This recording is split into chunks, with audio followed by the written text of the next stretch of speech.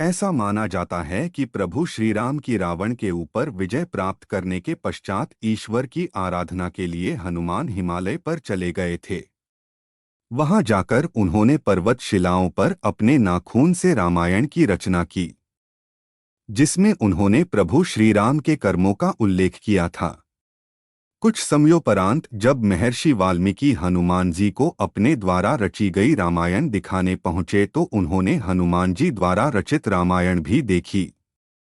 उसे देखकर वाल्मीकि तोड़े निराश हो गए, तो हनुमान ने उनसे उनकी निराशा का कारण पूछा तो महर्षि बोले कि उन्होंने कठोर परिश्रम के पश्चात जो रामायण रची है वो हनुमान की रचना के समक्ष कुछ भी नहीं है। आने वाले समय में उनकी रचना उपेक्षित रह जाएगी।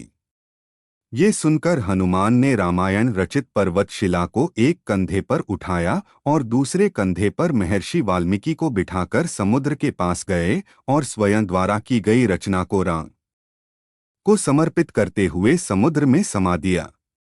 तभी से हनुमान द्वारा रची गई हनुमद रामायण उपलब्ध नहीं है।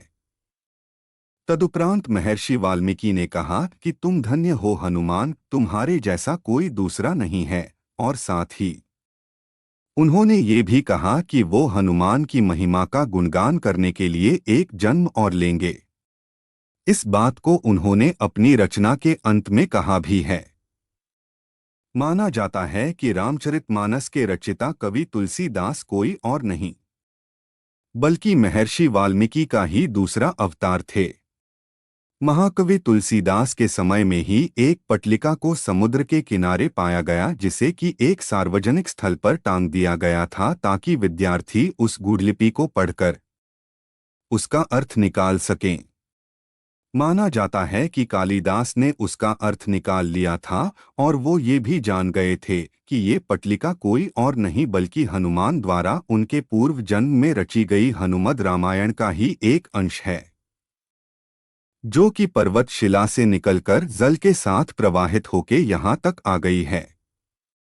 उस पटलिका को पाकर तुलसीदास ने अपने आप को बहुत भाग्यशाली माना कि उन्हें हनुमद रामायण के श्लोक का एक पद्य प्राप्त हुआ।